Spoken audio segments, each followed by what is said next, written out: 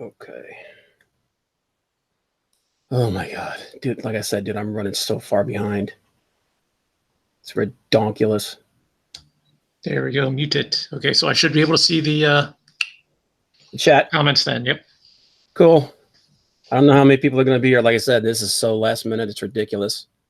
Yeah. But hey, we'll do what we can. So and we're already live, so I didn't even do our introduction. That's awesome. Well, so anyway, welcome to Dan. Welcome to Culture Clash, the show where we try to talk about some of the interesting things going on in the nerd world today, but usually end up going on some random tangent because that's just what we do around here. I'm your host, Comic Book Bob. Joining me as always is my co-host for NCC, Tom the Immortal Cummings. And hola. We are just hammering the crap out of this today because the last couple of days, this whole weekend has been ridiculous, man. Frank came up, so as usual, I had to play friggin', activities coordinator, and that just threw off everything, man. Like, we had so much crap going on yesterday, and then I was doing all these other streams and stuff, and most of it though was just because I was being a lazy shit. Like today, dude, man, I'm like, it's like my alarm goes off at 8 o'clock this morning. I'm like, no, I don't want to get up. Just 10 more minutes, and then like 2.5 hours later, it's like, oh, well, I should probably get something done today. So, but how you doing, man? Not bad. That's July 3rd, so yeah, I'm looking forward to not sleeping tomorrow night. Oh God, man. It's been bad. It's the redneck coalition, and when I say redneck, understand it. Most of these people are my family, so don't be sending off any angry missives at me. But they've been in rare form the last 2 days. But I don't know if I told you, but my one neighbor's been setting off like quarter sticks of dynamite. I mean, they're literally shaking my house, and when I'm trying to sleep in the back of the house where my bedroom is, I can see the flash off of the trees in my backyard, and they're setting them out in front of their house. So that's how loud and bright these things are. I'm like, I seriously came down and like looked at some of my windows to make sure they weren't cracked. It was that bad. I'm like, dude, seriously. I mean, my other neighbors were the other day, they let off like a big string of those the lady fingers, just pop, pop, pop, pop, pop, pop, pop. Okay, fine. Yeah, that's, they were doing that at like 10:30, 11-ish, which was kind of pushing it. This guy's like 12:30, like blowing up the neighborhood.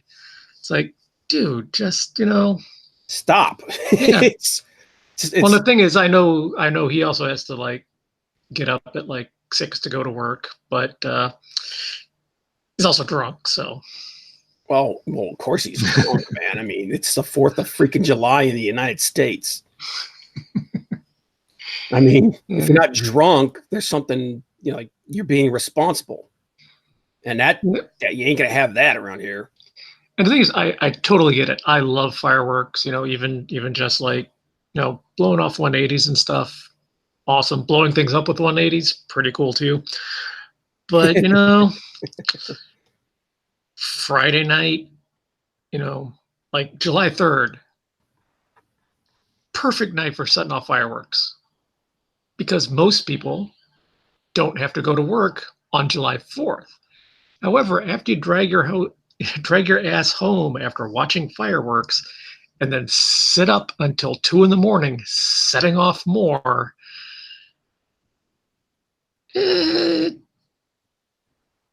get another hobby. Yeah, you're crossing into asshole territory. Yeah. Oh no, you're not crossing. You're already you like got your passport checked. I mean, you're taking a vacation there. You brought the family. Got your traveler's checks all in line, and yeah, you're living in asshole land at that point. Yeah. Well, we're not here to bore you, but by the way, I'm eating a cookie right now, so. I'm drinking water, staying hydrated because it's freaking humid as crap today. Hydrate, you bastard! Hydrate. Anyway, so what we do usually on the show, we talk about some of the news and stuff that's coming out. And one piece of news that just came out is Spider-Man: Far From Home is now. It's. I don't even know why they do this early release crap. It's like just say that you're putting it out on this day, because it wasn't a sneak. Like me and Frank went and saw it on Tuesday, and it wasn't a sneak peek. It wasn't like they had like 1 or 2 showings at midnight. They had full blown, pure, like just all the showings, man.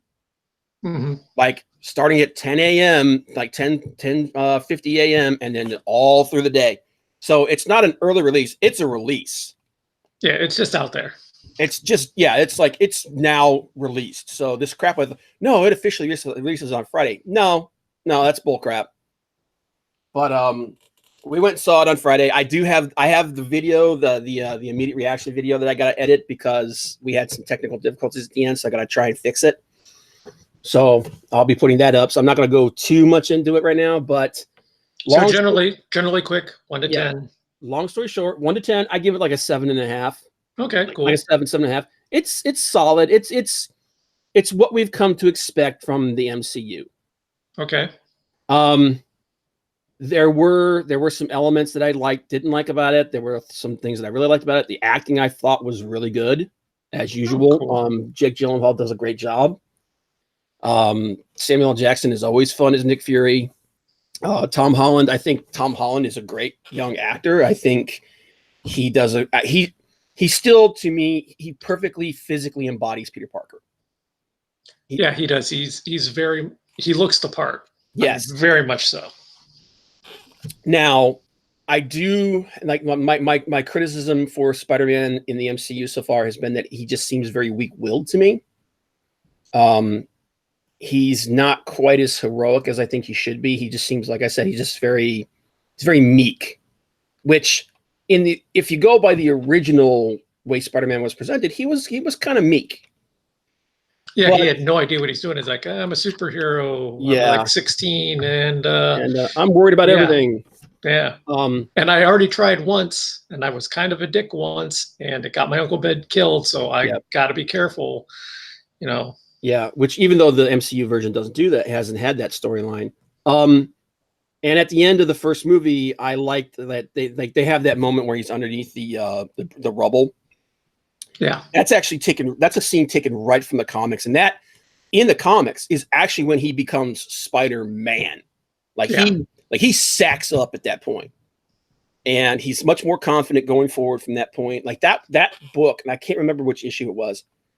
That was such a good moment, and that was a moment when they signaled, okay, this is the way Spider-Man's going to be going forward. He's still going to be a smart aleck. He's still going to make jokes. He's still that guy next door, but he's a much more confident hero now.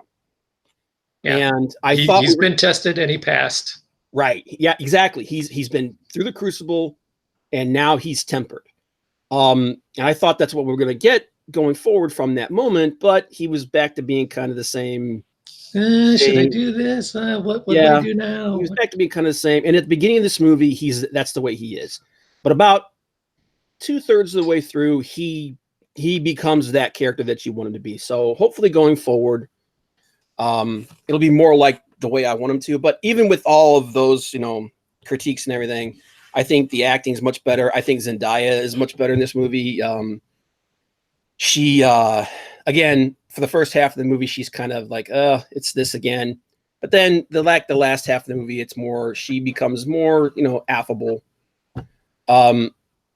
Yeah, and I really like the dynamic between Peter and Happy Hogan. There's a particular moment that we talk about in the review that I do that you guys will see.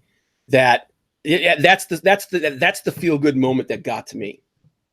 And good on Jon Favreau for being a much better actor than he's actually given credit for, and really being able to emote that moment. It's a really nice moment, and it's a moment where you go, okay, that was awesome.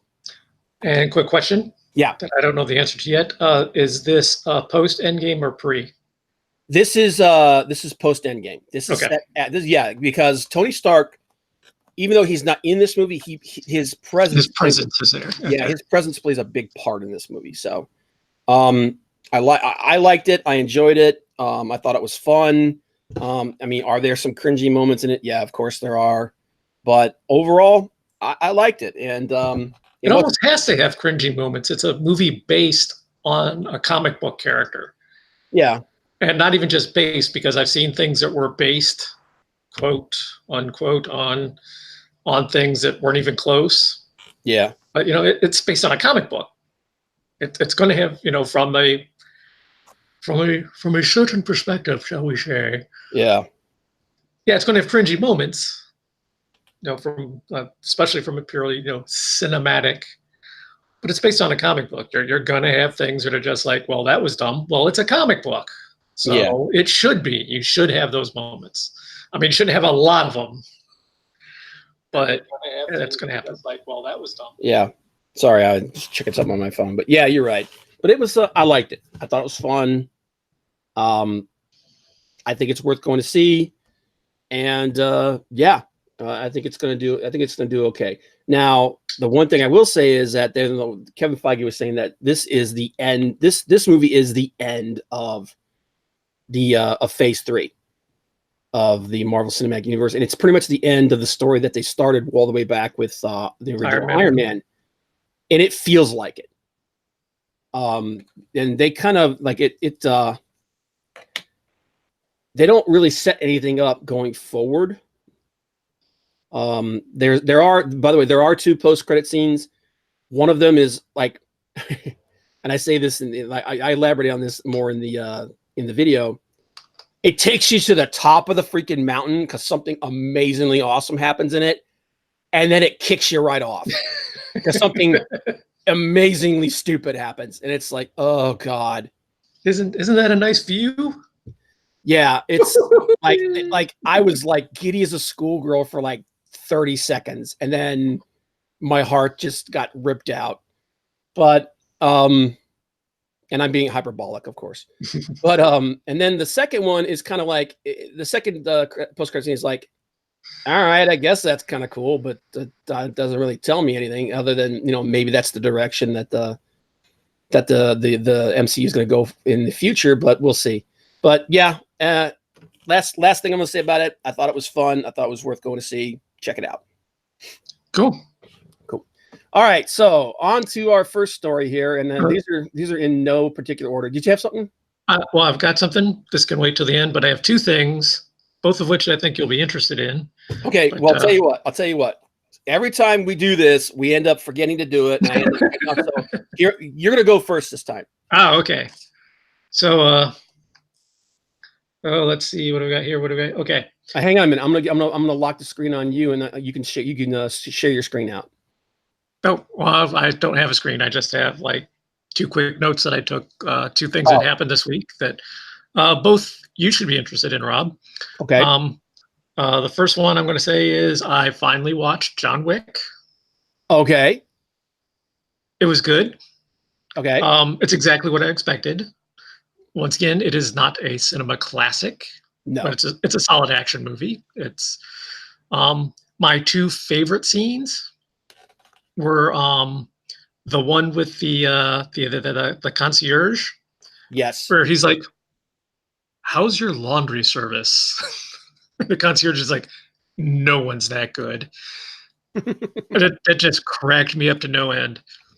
And then the other one that just also cracked me up to no end was when the cop showed up at his door, and I was like, "Hi, John." John's like, "Hi, Frank." There's a bit of a pause. Cop kind of looks past him into the living room with like this 4 or 5 dead guys in it. He's like, "So, you're working again?" Yeah. He's like, "No, just working some things out." He goes, "Oh, I forgot the thing about noise complaint." He's like, "Yeah, noise complaint." Then that's when he looks past him and he's like, "Oh yeah, nope, just working some things out." He's like, "Okay." Yeah, it's Well, have a good night. And the cop just leaves. The way that just they do such a good job of setting up the world that he exists in. but not by doing anything specific, just by Right. letting you know this is the way things work. Yeah, just like like little tidbits like that, It's and not then like a ton of exposition, like they're going to sit down and we're going to talk about how he took out all these other people in order to put the table in charge.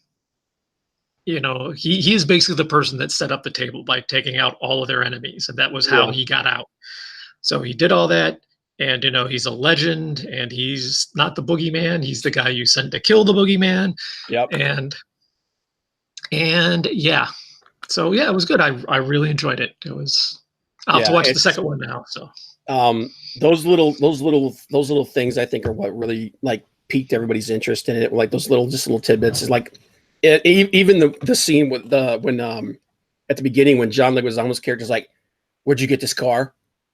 And the it guy's was like, still stolen off of some guy. He's like, he's like, "Get get out." it the hell out of here. Yeah, and He's then like, he calls up the main villain. And he's like, "Why?" The main villain calls him and goes, "Why did you do this to my son?" And he goes, "Your son stole John Wick's car." And then it's just one where it's like, and then he goes, "Oh, oh, and killed his dog. He goes, and then just oh." hangs up. He's like, Yeah, oh, he's like, "Well, we're shit." screwed.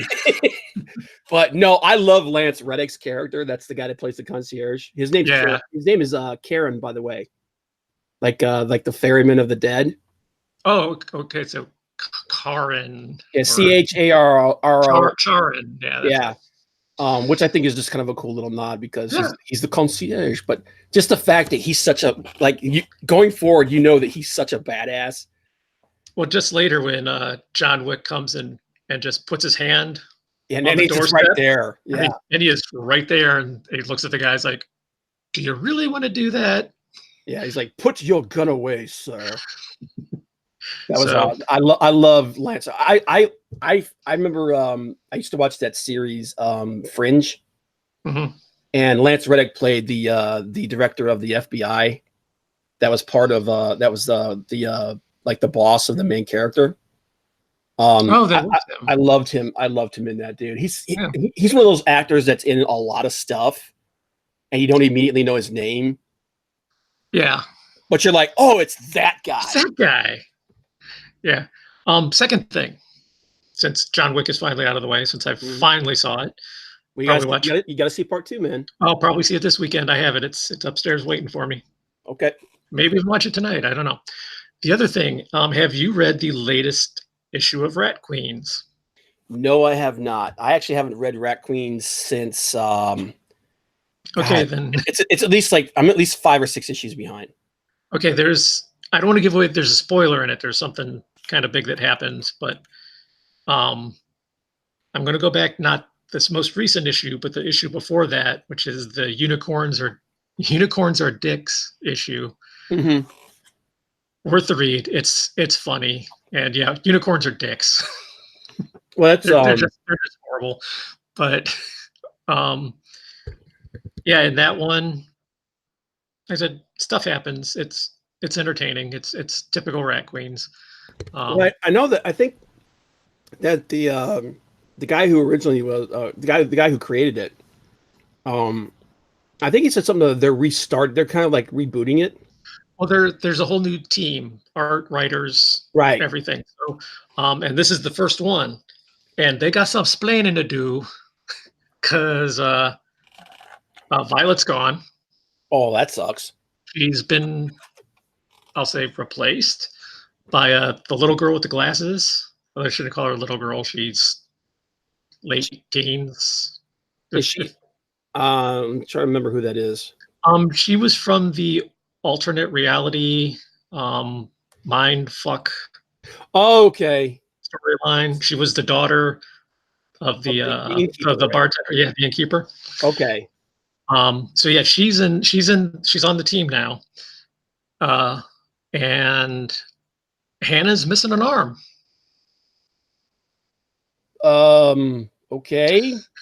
Like, okay, we need some backstory here. That's weird. Are they still in Palisades or? They are. Okay. Which I don't know how that town's even tolerating those people. Well, they did technically save them, but then again, most of the stuff they needed to be saved is their fault. So, Right. either directly or indirectly. So it's a hate relationship. Yeah. Oh, and speaking of Palisades, that's part of the story arc that has just started. It kind of covers, I don't want to say a lot, but like I said, there's a spoiler in this that I don't want to give away if there's any fans out there that haven't read it yet. Yeah, there's something that happens that by the time it happens, it's coming. But if you pick the book up knowing where that's going to end, you might just be like, okay, well, but at least by the time there's a reveal at the end, and I'm like, okay, yeah, I saw that coming. But it was interesting. It's a good issue. Just okay, let's fill in some blanks here because what the hell? Yeah. But for anybody who doesn't know, Rat Queens is kind of like it's kind of like what would happen like if the tabletop Dungeons and Dragons game that you were playing actually came into existence with the attitude of the players that are actually playing.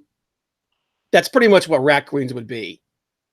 It's ridiculous. It's funny. It's over the top. It's just downright stupid sometimes. Yeah.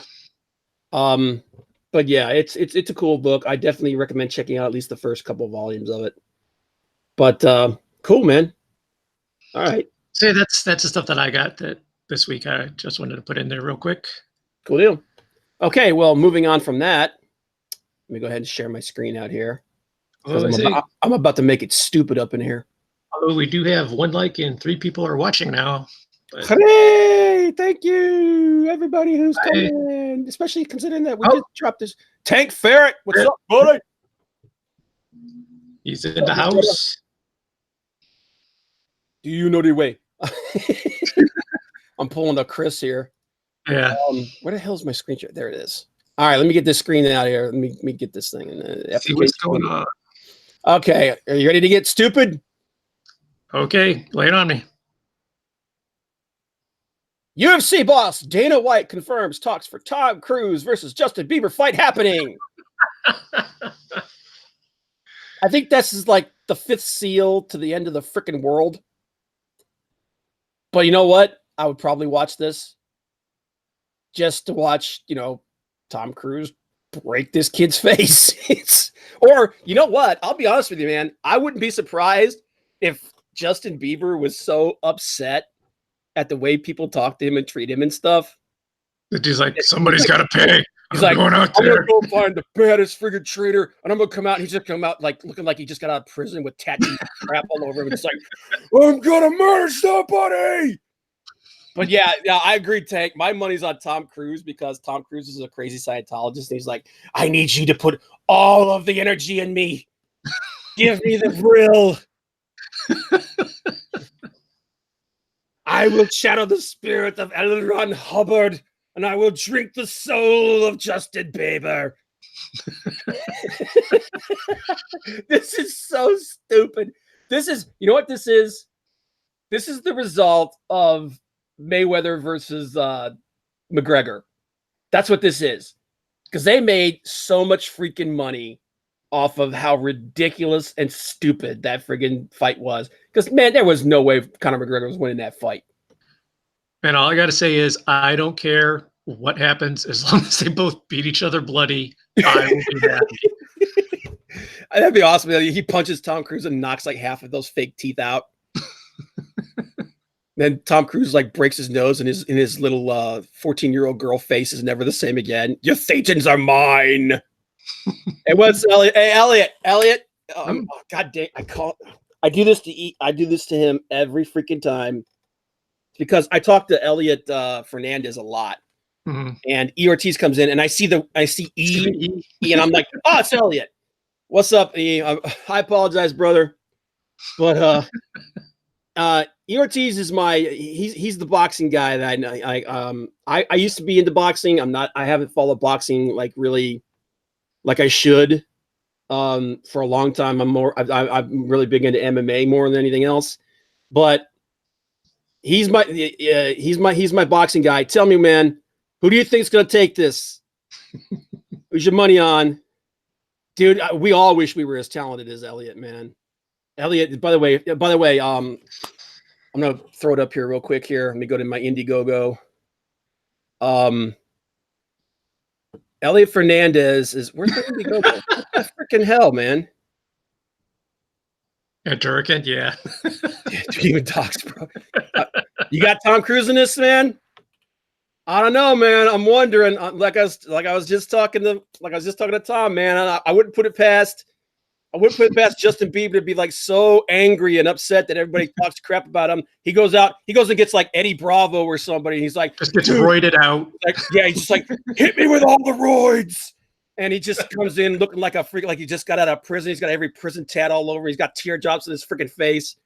He comes in and he just like starts gnawing on Tom Cruise's freaking soul.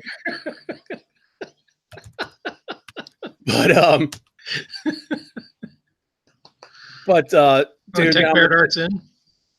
Yep, tanks in. All right, anger and stupidity that could easily be solved as usual. Yeah, but let me go over here to my campaign here because I want to bring up a couple things. But I just, I just thought this was funny, man. I'm looking at this going, ain't neither one of these dudes knows how to really fight. I mean, Justin Bieber probably been hanging out with. Justin Bieber's probably been like going to the gym for like a couple of months. He's like, dude, I could totally friggin' take him, man. And it's just, it's so dumb. It's so dumb. But I know what though. I guarantee you, people will buy this pay-per-view just to watch this happen. But yeah, I'm gonna put my money on Tom Cruise just because he's been crazier longer. But yeah, real quick, let me go over here to the Indiegogo here, and I'm gonna bring up Doom Kicker. Doom Kicker is the book being done by Doug TenNapel, the creator of Earthworm Jim and Bigfoot Bill. And the art is being done by Elliot Fernandez. And it is a 96-page supernatural tale of suspense coming at you fast from Elliot Fernandez and Doug TenNapel. Yay. But yeah, it looks awesome, guys. It's at $41,350. It's got 24 days left, man. I'd love to see this thing hit 50 because Elliot is just a freaking. His artwork is amazing, man. Like, look at that cover, bro. Yeah, that looks good. It looks so good, man. Dude, tell me this, man. Let me find a good picture of the guy's face. Look at this black and white, man. It's so good. Dude, I would love to see Jason David Frank get into a real fight with, oh my God. Mark, yeah, I did see that. Conor McGregor said he wants to fight Marky Mark. You know who else? You know who else said they wanted to fight Justin Bieber? Steve-O from Jackass says he wants to fight Justin Bieber. Okay, all right, look at this. Tom, tell me. You've seen the movie Oh Brother, Where Art Thou, right? Oh, yeah. Tell me that doesn't look like the constable from the prison warden from Oh Brother, Where Art Thou. Oh, yeah, that does. That totally looks like him, doesn't it? He's got hollow eyes. Yeah, I appreciate you guys. By the way, guys, I appreciate you guys, everybody that came here that's in the chat right now. If you guys could like and share this out to more people, we kind of hamburgered this together today because we had bad schedule problems yesterday. But yeah, tweet it out if you could. But dude, Steve-O's freaking crazy, dude. Okay, anybody who used to have a part of their stage act for their comedy when they would come out and staple their testicles to their leg. Yeah, man, he has no nerve endings. That's an advantage. That's he's out of his freaking mind, and that's somebody that can take pain. So, I mean, I don't know if he could fight. I don't think he can, but holy crap. Well, yeah, dude, my deciders would be Justin Bieber because they're both basically the same person. Well, I was just about to say, if they got in a fight, how do you tell who's who? But yeah, this is like they both look like 14-year-old boys. But yeah, guys, check out Doom Kicker by Elliot Fernandez and Doug TenNapel. Elliot's a great guy, man. He's an awesome dude. His artwork is amazing. I love watching him do his live streams where he just sits there and he draws his stuff. And those pieces that he did, like I wish I could blow these up, but those pieces that he did where he basically just used like traditional shading.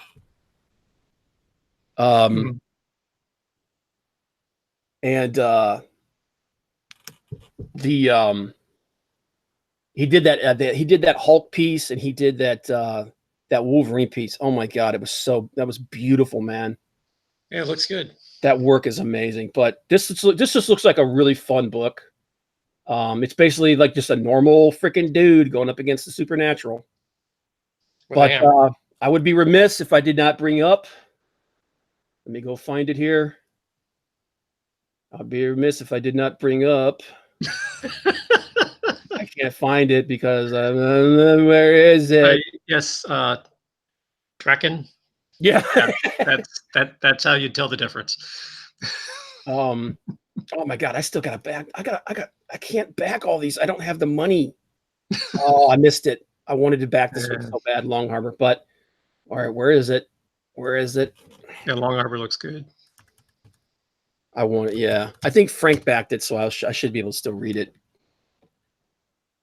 Where'd it go? Oh, here we go.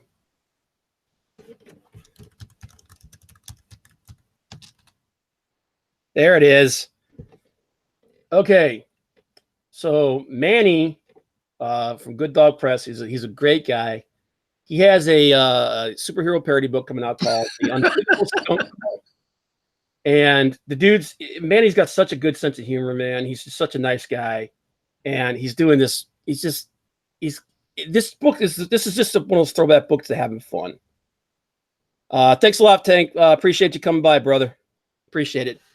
But I've actually got the chance to talk to Manny a couple times. I'd love to get to the point where like my channel is so small right now, I can't really get a whole lot of creators on here because it's not really worth their time. But I'd love to get one of these guys on one of these days and just sit down and rap with them about their stuff, about their projects and everything. But Unbreathable Squirrel Girl, Skunk Squirrel Girl. This is basically it's a parody of the Unbeatable Squirrel Girl. Yeah. But it's a throwback to those cheesecake comics of the late 80s, early 90s. And he's got some really good freelance talent that are working on this. Like this cover by Tink Ferret, who actually just had to bail. This is actually his cover, which is pretty cool. He did a wraparound gatefold cover, which is awesome. Yeah, nice. By this is actually Manny's art himself. So got some good stuff there, and there's just a whole bunch of stuff that he's been putting out by other people. There's a lot of the Peace Tank. Peace Tank, yeah. There you go. Oh, hey, dude, there you go. We gotta talk to Manny and tell Manny.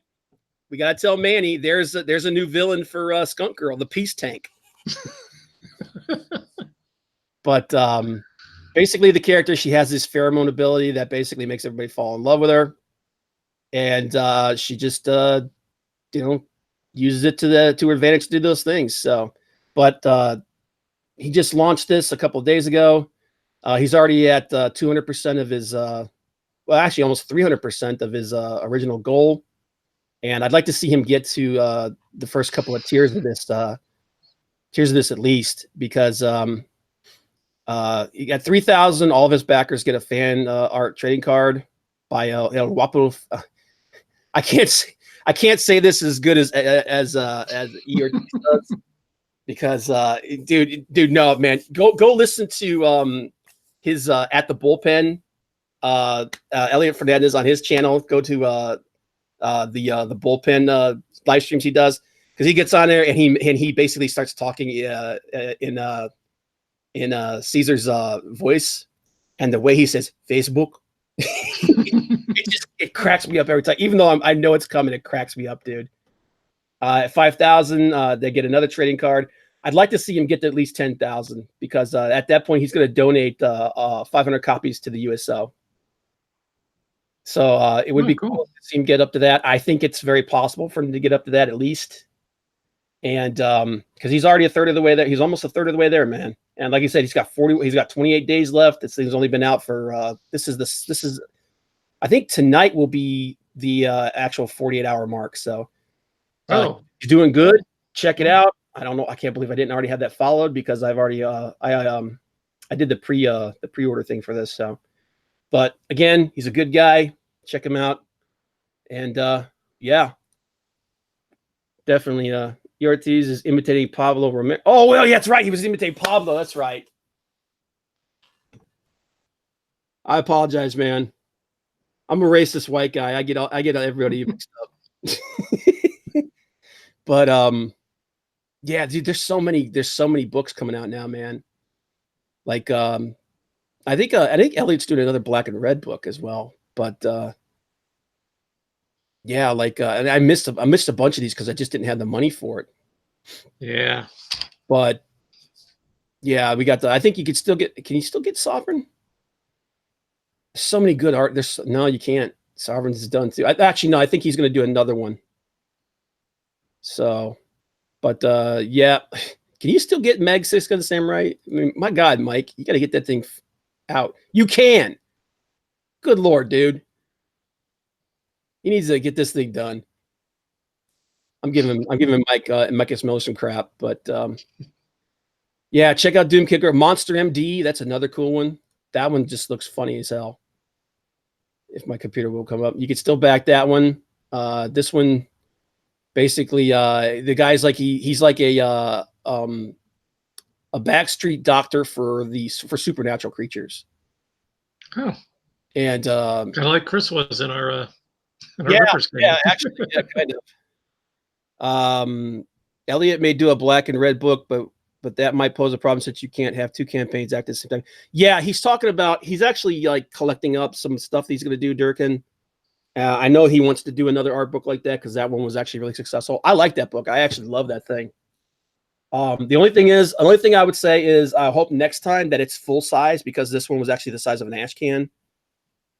Okay, I'm really going to cut the grass now. Peace out. Thanks for coming by, Dusty. Appreciate you guys. But yeah, the artwork of this is it's got that it's got kind of a cartoony look to it, but it's got also like an edge to it. I really like it. But yeah, the dude's like he's basically and the thing about the character is he kind of hates the fact that he's a back alley friggin' doctor for supernatural monsters and stuff. Mm-hmm. And the whole it all revolves around him losing his arm because like his arm he keeps replacing it with other creatures and stuff. He collect all the gas. Yeah. All right, but no, man, I would check this out. It looks really cool. It looks like a lot of fun. His he's sitting here smoking, and then his assistant, who's the invisible woman, Yeah. and when she sucks in the smoke, you can see her lungs. So it's a really clever book, is what it is. And I wish him all the luck. And yeah, it's another one that I want to follow. I want to get before it's gone. It's actually got a good amount of time left. I've still got 5 days left. But he went well above his funding. He's at 1,264%. So yeah, very it looks good. Yeah, it looks cool. But oh my God, I'm not even gonna touch that. Friggin' wand pool. Oh my God, there's a lot. Oh my God, there's another one I gotta order before it's too late. Is Shinobi Sasquatch. The art, no, dude, seriously, as crazy as that thing sounds, the artwork on this is so good. Look at this, man. Mm-hmm. It's gorgeous. The story revolves around his assistant going missing, which has something to do with his arm being replaced. Yeah, it's. I can't remember. He's been on so many streams, and they all kind of start bleeding together for me. But his assistant disappears for Doctor MD, for Monster MD. I mean, his assistant disappears, and it has something to do with how he lost his arm and everything. But yeah, just look at the line work on this, man. This and his artwork, it reminds me of a cross between Joe Mad and Simon Bisley, who did the original Lobo series. Yeah, it's also really reminds me of something that you would see in heavy metal back in the day when it was serialized. Yeah, heavy metal, and that was actually a lot of Simon Bisley did a lot of heavy metal stuff, and Frank Frazetta. So it's got that kind of feel to it. It's just gorgeous, man. So definitely another one I would like to back. But yeah, there's so many of them, dude, man. It's ridiculous. Hero. I actually got to talk to Macho Dan and his cohort Mutt. Couple of really good guys. I hope they have a lot of success with this book. But Yeah, I'm gonna have one of these days. We're gonna have to just do a story. Just do an episode built around. Here's stuff you should be funding. Yeah, if you don't like all the crap that's coming out from the big two, go look over here. But all right, moving on. Next. Oh God, make it stop. Andy Mush to direct Flash movie with Ezra Miller. Yeah, nobody wants this. The guy who played the worst iteration of the Flash that everybody hated, and Durkin, you should only be funding my books with all the money you have. Put them out. Hey, bro, put it out, man. I'll hawk it for you. I'm always out to do this stuff. Always out to help everybody out. But so if you saw the Justice League, even if you were a fan of the Justice League movies, which I know there are some people that love those movies, and I'm down with that, man. If you like what you like, you know what I mean? It's if it's what you liked, if you thought it was good, then more power to you. I'm glad you found something you liked. But even the people that liked it almost universally said that they hated Ezra Miller as the Flash. And people who know Ezra Miller, like he doesn't fit that character at all. Barry Allen was just a goofball in that movie. He shouldn't have been. It was awful. His portrayal of the Flash in the movie was awful. I would have enjoyed watching Ezra Miller's Flash exploding. I don't know if I would take it quite that far, Durker, but I understand. I agree. I didn't care for him as the Flash. I was really, really disappointed in the direction that they took his character. He's not the right person to portray this character. And I was actually very happy when it was originally reported that the Flash movie was dead and that actually they were moving on from the entire setup for the most part. Let's see here. 1 second.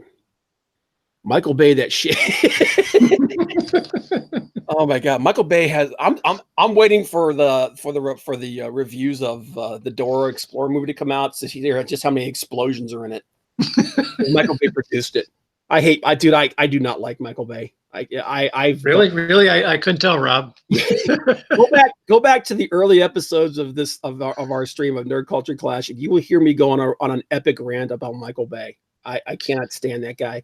No, the best thing was being in the theater with you. I forget which movie it was, but it was produced by Michael Bay, and I forget what it was, but we're watching it. It was pretty good, and we're just sitting there, and like the end credits start to roll, we start to stand up, and it says, executive producer Michael Bay, and you're like, fuck that guy.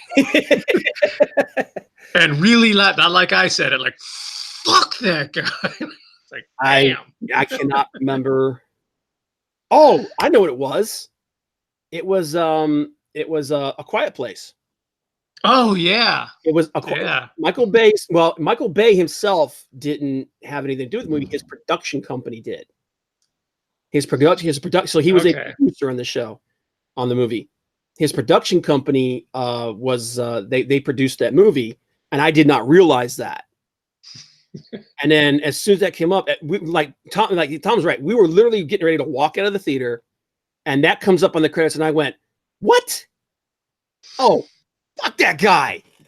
And everybody that was left in the theater just turned around and looked at me and go, "What the hell?" And I'm just looking at that and be like, "What? Fight me on it." Booster wants this movie. Dude, Booster wants all kinds of crap. He loves Ezra Miller. Booster's one of those people that likes to watch. He's one of those people that just wants to watch the world burn. Okay, he's like Nero fiddling as Rome goes up in flames. Booster likes it because he knows that it's creating chaos and strife. It's just God. But yeah, so originally this movie was pretty much dead on arrival. And let's just go ahead and read through here. Report comes from Hollywood Reporter. They also know that Warren Roosevelt tapped Bumblebee and Birds of Prey writer Christina Hodson to write a new script for the film in hopes of going into pre-production by January 2020. here's the thing. This right here fills me with absolute dread because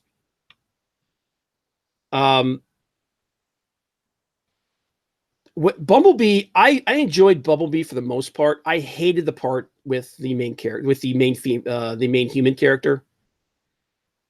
And it's not, it was just, there was so much stuff that was in that performance that didn't need to be there.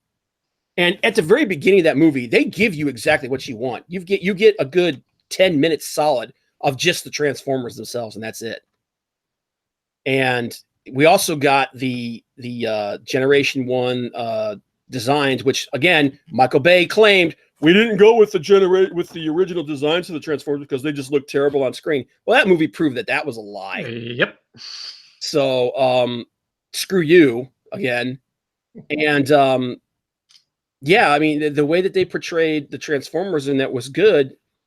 John Cena's character was fine, and like you, Tom, I agree that should have been the beginning of G.I. Joe right there. Yep, nice place for a reboot right there. Yep, John Cena's character should have been Duke or General Hawk, but yeah. But then she also wrote Birds of Prey, the upcoming Birds of Prey movie, which looks like hot dog shit. It looks absolutely awful. So this does not fill me with a lot of confidence. And then the whole thing came down with the original director for the Flash movie leaving, and I'm like, okay, well, good, it's dead on arrival. Then Ezra Miller goes out and he basically puts out a plea saying, no, please let me play this character because my career will die without it. And sure enough, DC, because DC can't get their head out of their ass to figure out where they want to go with this, they bring on somebody else, and they're gonna shoot this piece of crap. And it's going to fail, and everybody's going to hate it. And yeah, it's going to suck. Unless they do a complete overhaul of this character, it's going to suck. Real quick in the chat, Durkin Bay is fine by me. He puts Megan Fox in a lot of movies, so he's all good. Past tense, he used to put her in. So he's not anymore. He's not. Dude, have you seen her? Okay, yeah, she's nice to look at, but after about 5 minutes, she talks, and you realize, oh, I would rather put a gun in my mouth. So, I have not seen her in a single movie that I thought was great. All right, so I don't wish her any ill will or anything, but yeah, she's kind of empty between the ears. ERT is another reboot. No, dude, they're already on their third iteration of G.I. Joe. There's a G.I. Joe movie that's actually supposed to come out next year. Nobody has heard anything about it. They haven't announced any cast members. That's a franchise that they are taking an absolute crap on. Durkin, writing something in Hollywood doesn't mean that you have anything to do with the actual writing of the script to a movie. That's true, but it does flavor the direction and the content of the movie. So yeah, not a real big fan of that. You Must Die Now. Megan Fox is a goddess. She's a goddess of silicon. Have you ever seen pictures of her before and after? So anyway, like I said, I don't have anything against Megan Fox, but she's not a great actress. And yeah, Michael Bay just puts her in there because he's a disgusting old man who likes putting booty shots of girls he can never have in it. Durkin and the infidel. Yeah, all right. Well, Allah Akbar, I guess. But yeah, I saw this and I'm just like, yeah, I'm not a big fan of it. Now, when they were talking about doing this back in the day, the Flash movie, they were like right here. He talks about it. It's a Miller reported team with comic writer Grant Morrison to write a much darker screenplay for Miller's Barry Allen. That was the first thing that made me go, oh, wait a minute. You guys are going with the dark thing again. All right. There's a problem with that. So again, I was happy that it got killed. But unfortunately it's rising from the dead like the friggin' Undertaker's career. So yeah, what do you think? What do you think, Tom? I really don't know. I mean, Even if like you just said, trying to go darker with a DC movie, it's like, seriously, you haven't learned yet. But yeah, he was definitely the one of the weak links there in the Justice League movie. Yeah. They really needed to do a cyborg movie before they did the Justice League. It would have been nice also if they could have put Aquaman's movie out before they put out the Justice League, instead of just like, oh, here's these two superheroes, unless you've been reading the comics, and even if you have, because we're not exactly going with what's in there. Yeah. Establish your studio universe that you're going to use, establish the characters, and then go with your team movie. Yeah, they should have followed the Marvel formula. But I mean, that's not even a Marvel formula. I mean, that's just simple storytelling. The reason what they were doing is they were trying to get to the level that the MCU was at without actually going through the steps. Yeah. And they should have just cowboyed up and went, okay, they got there first, but that doesn't mean that we can't do it too. And if you're going to do if you're just going to do the whole jump right in thing, because you're not going to suck everybody in with it, then you just do the nerd story. Do the original, stick with the comics right then, and then hopefully other people jump in, but then your core group will be like, oh yeah, daddy, this is it. You basically got to go with what you know is going to work. They were basing, let me go real quick in the chat. A Flash movie that explores his origins and darker when Flash is a bright character is just unnecessary. Absolutely. The Flash is not a dark character. He just isn't, okay? Batman's the dark character, okay? The Batman family, those are the dark characters, all right? And they have darkness sells, so everyone has to be dark. They have a special niche in the DC universe. Everybody else is not like that. I mean, they have different elements and things to them, but for the most part, they're bright and shiny. And the Flash, especially the Flash and Green Lantern, they were definitely two of like these real upbeat characters, and trying to go dark with them just doesn't work. They were basing Justice League loosely on the New 52, JL starting arc, and Cyborg's origin was part of it. Yeah. Yeah, again, and you're gonna hear me say this a lot when it comes to what DC is doing, especially in their television shows, in their movies. It's Dan DiDio's DNA all over it. Dan DiDio is the architect of New 52. Dan DiDio, and even though Jim Lee is the co-editor over there, Dan DiDio is pretty much the guy that's in charge. Jim Lee is mostly just there to be Jim Lee. And Dan DiDio he's an edgelord, man. He loves that edge stuff, and he wants everybody to be like that, and that's just what it is. Martian Manhunter and Aquaman are the dark characters. Batman is actually pretty bright when you get into him. I disagree with that, man. Martian Manhunter is a tragic character. Cyborg is a dark character. He's not really. I disagree with that as well. They have tragedy in their. They have some tragic stuff in their origins and in their creation. But Martian Manhunter. Martian Manhunter, I think I would agree with you. I think he's like a science fiction noir character. John Johns is. Aquaman has some dark stuff some tragic stuff in his creation. Well, Batman is and then Cyborg is dark as well. Cyborg, again, he has a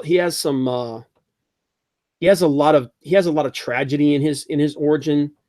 But he himself is not really a dark character. He's a much more positive character, I think, than that. Batman has grown to be the dark character that he is. Yeah, Batman has evolved to become the dark character that he is over the last like 30, 40 years. I think you can do storylines with them. Like if you want a good idea of like the way Cyborg should be done, check out the Justice League Odyssey book that Cyborg is a part of. He's written the Cyborg that's done in that book. That's the way Cyborg should be. Justice League Odyssey is a really good book. It's one of the few really good books that DC is putting out right now. And the way they approach Cyborg in that book, that's the way Cyborg really should be. Cyborg is he's a person who's come through tragedy, but he's come through it with a very positive attitude.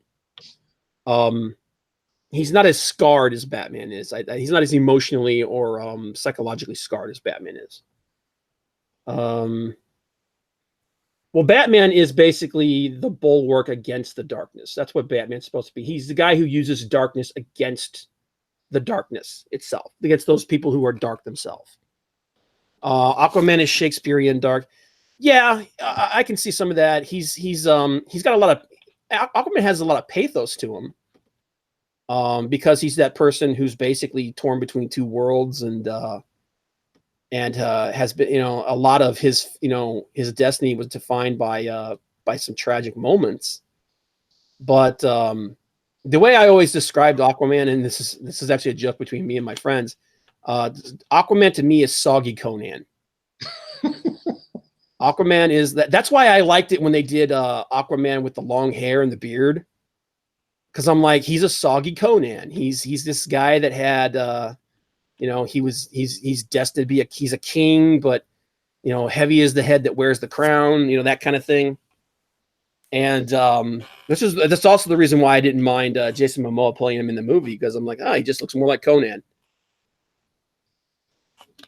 But okay, we spent enough time on Ezra Miller here. I don't like looking at his goofy face.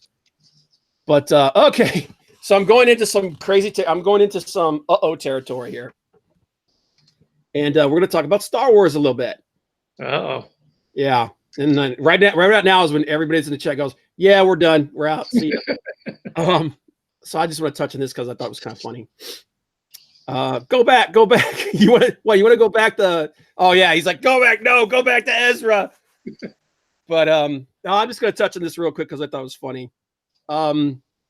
So Dasiy Ridley, so there, unless you've been living under a rock, that Star Wars fans who are incredibly rabid and incredibly emotional, and there it is, man. It's like But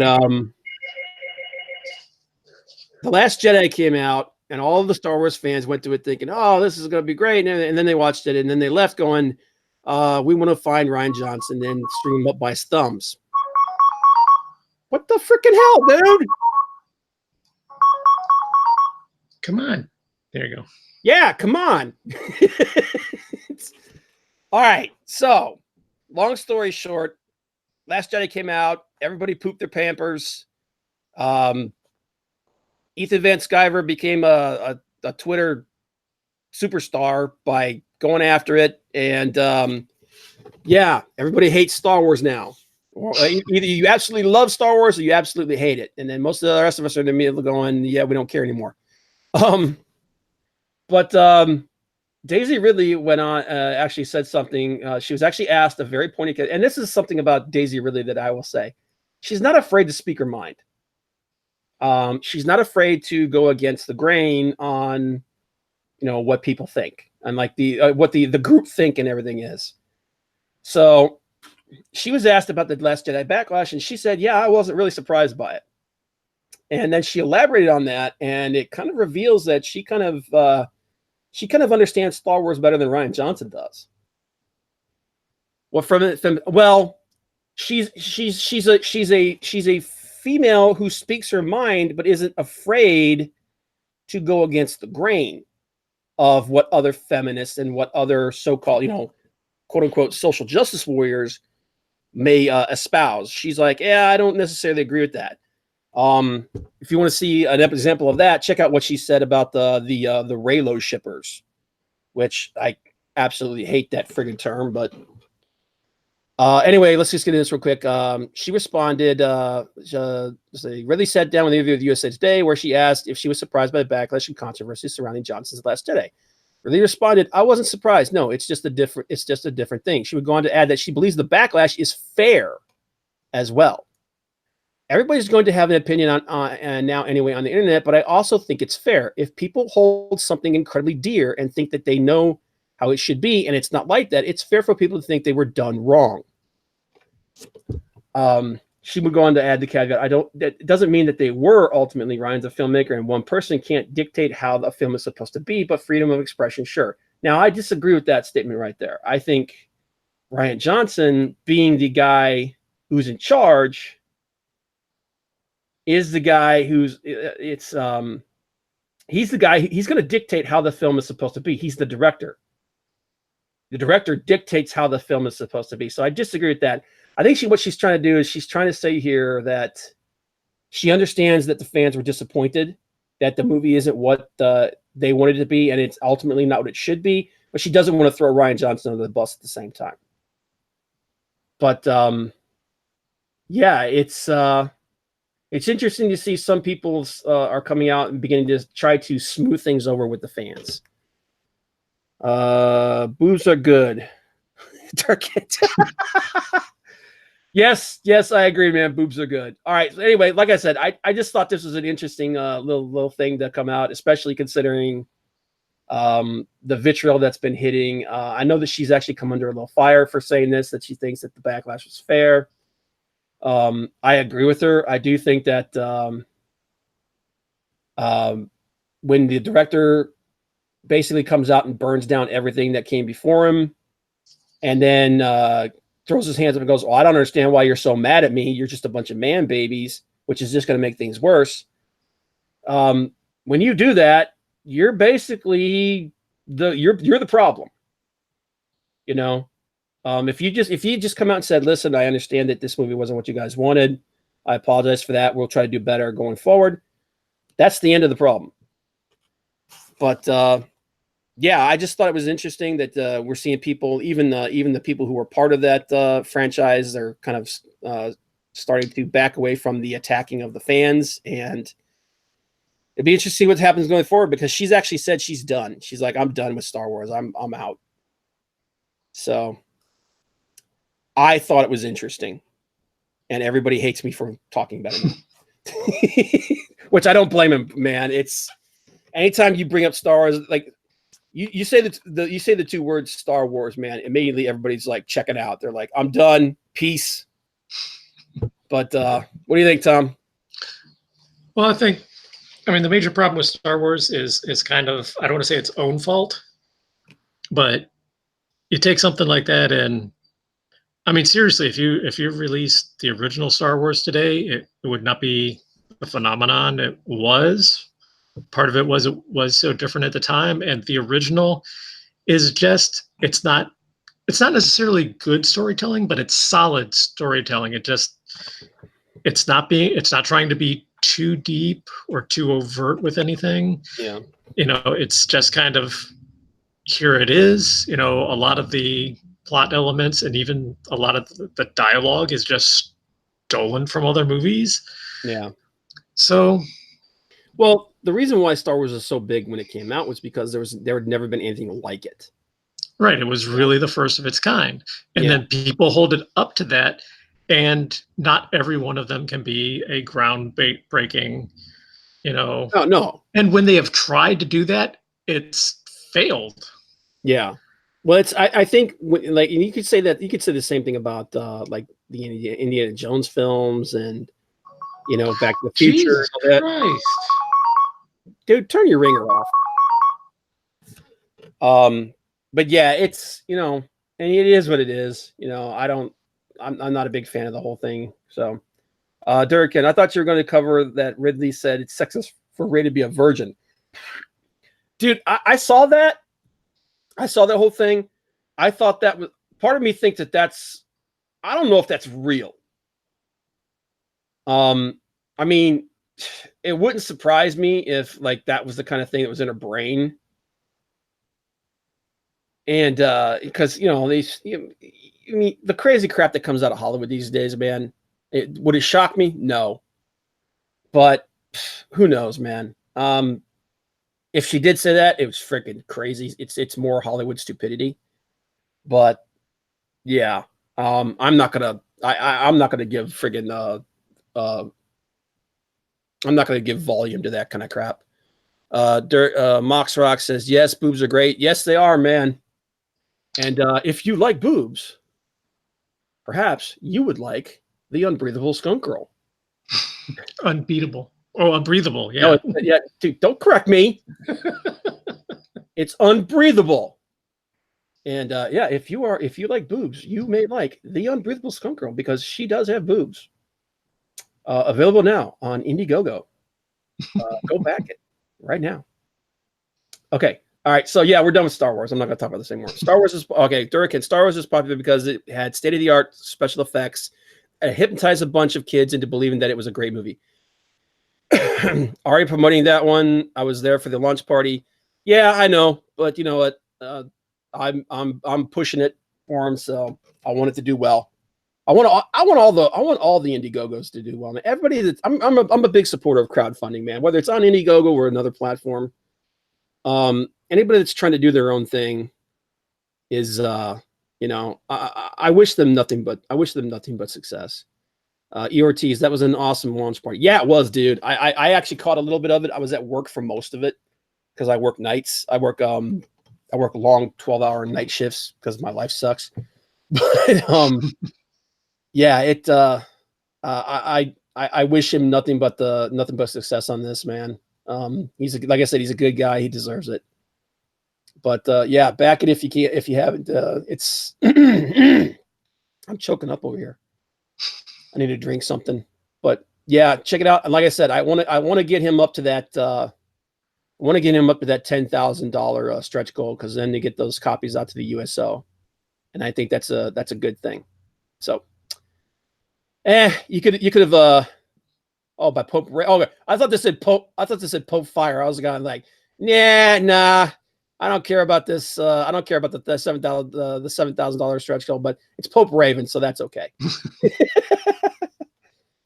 But okay, yeah. Enough of Dasiy Ridley and Star Wars. I don't care. All right, so this I thought was some cool news. Netflix, which are buying up, you know, obviously it's buying up every freaking comic book property they can get its hands on, and some of them, most of them have been fairly good. They just signed a massive deal to bring Neil Gaiman's Sandman to TV. Now, this is especially relevant considering that Vertigo the Vertigo imprint was just killed. Yeah. By DC. And Neil Gaiman's Sandman was a big part of early Vertigo. It started before Vertigo, to be clear. Sandman started, I think it was about 40. I don't know how many issues it was before Vertigo. But then it became part of the Vertigo imprint, and it stayed the Vertigo imprint until recently when Vertigo basically died, and now it's going to become just part of the regular DC imprint, or a new imprint that they start. And but yeah, Sandman, Preacher, Books of Magic, Death, those books were Marvel. More Marvel. Oh my God, I'm gonna punch my own self in the face. Those books were Vertigo. They were. And Neil Gaiman has always been very instrumental, I believe, to Sandman and its success. And while I do have some concern about Netflix basically being in control of this, I'm hoping that Neil Gaiman is going to be very involved in this, and that's going to make sure that the series is done well. Now, Netflix is getting dangerously close to becoming the Google of streaming content. They're basically the 500-pound gorilla that's buying up everything. So I have some concerns about that. But with Gaiman and David Goyer, who did the Dark Knight, the recent Batman trilogy, which I think was the best Batman trilogy ever. They're going to be the showrunners. They're going to bring in people that they want to write and do the show. So I am guardedly optimistic about this. And if it's done well, this could be a really, really, really cool, really cool series, man. Yeah, if they do it well, that's kind of an if. It really depends on who they get. as writers, as Mm-hmm. you Well, with know. Gaiman involved, and Sandman is, make no mistake, Sandman is Gaiman's baby. Oh yeah. With Gaiman involved, the only thing that could derail this, I think, is if DC's current administration, or not, but the Warner Brothers, if Warner Brothers' current administration and Netflix get in the way, which is very possible. Yeah. But the other thing I'm looking at is I don't know if it's possible to bring this to a television show. What do you think? Well, it would be possible, although just of epic scale if you're going to do the whole series. Yeah, Um, because it gets and really it would be a real shame to also to just kind of gloss over it and just do little bits here and there. It would be nice, kind of, if they just took a real coherent section of it that has a beginning and the end point. They just need a little exposition at the beginning to set up Sandman and who he is, and you know, what he does and yeah, like you the different pantheon characters. right, and you don't even have to go into the other ones. I mean, you could just like, he's one of the immortals. He is dreaming, blah blah blah, and then we're just going to do this story arc, cover that arc, do it well, and then maybe do one or two other ones. But yeah, you're not going to cover the whole thing. I mean, that's Yeah. either have to leave too much out, or it's just going to be too big. Yeah, there are other members of the Immortals though that they have to do something with, because death is a big part of his story. Well, it depends. Well, it's part of. I mean, it's she's right there at the beginning because the person that got him wasn't going for him. He got him by mistake because he was trying to capture death. Right. So yeah, she is there, and you need to mention her, but you can do plenty of his stuff without her being in it. Yeah. I'd personally love to see him like just do Death Time of Your Life and just do that one. And I think the idea is that if this does well, they're probably going to go after the rest of the of at least Sandman's mythology. although I don't know, did they ever cover Destruction in anything? I mean, I know he makes some appearances, but he's never had like his own. I don't think so. Series. I think they had that storyline with him. Like the only other member of the Immortal Pantheon that really had their own thing was Death. All the others showed up in the other books and stuff. Yeah, they were always bit characters. Death was the only one besides that had her standalone. Okay. Yeah, and because the other ones, basically the three main books were Sandman, Preacher, and Constantine. Those were the three main books, and actually in the beginning it was just Sandman and Constantine. And then then Preacher came along, and Preacher became pretty integral, but Preacher was kind of its own thing. Then they had Books of Magic, and that's when you started getting like Books of Magic and Death, High Cost of Living. That's when you started getting a lot of crossover between those. So, High Cost of Living, that's the one. That was the first one with Death. Yeah, that's the first one with Death. That's the one when she, that's is Alive for a Day. Yeah, yeah, that one was really good. Yeah, and also the crossovers where she was in. Well, Book of Magic was pretty good on its own, but yeah, there was one whole issue where she was a crossover on Book of Magic that was really good. Yeah, well, she also crossed over into Constantine a lot. See here, Flit Amaranth just came into the chat. Appreciate you being here, man. ERT's Sup Flit. Durakin, launch DC streaming service, sell IP to different streaming service. Wonder why your streaming service fails. Man, that thing was DOA the day it came out. I'm serious, man. And the thing that gets me about that is of the three shows that they put out Titans, they put out Doom Patrol, and they put out Swamp Thing. Doom Patrol and Swamp Thing were actually good. Titans was crap. So which one did they save, and then which other two basically get relegated to either death or limbo? Doom Patrol and Swamp Thing. It's just, I don't know, man. I don't get it. It seems like every major decision that DC makes outside of their comics either meets with mediocrity or failure. So now DC did do great cartoons. Their cartoons have been freaking awesome. The cartoon movies are fantastic, but that's because they're mainly done by comic book people. Yeah. But see, Durkin, the three main gods are death, life, and Cheetos. Cheetos, the progenitor of the orange stuff. You can't even call it cheese dust. Yeah, cheese dust. But no, I saw this. I saw that David Goyer was attached to it. That Gaiman is going to be executive producer on it. Hopefully, they'll listen to him, and this will do well. And if it does well, we may get the other stuff. I would love to see. Oh God! And if they do this, they need to get the guy who plays Constantine in the Constantine show. The guy who plays and his name escapes me right now. He plays Constantine on Heroes of Tomorrow, which is an awful show, but Constantine is awesome. He does a great job as Constantine.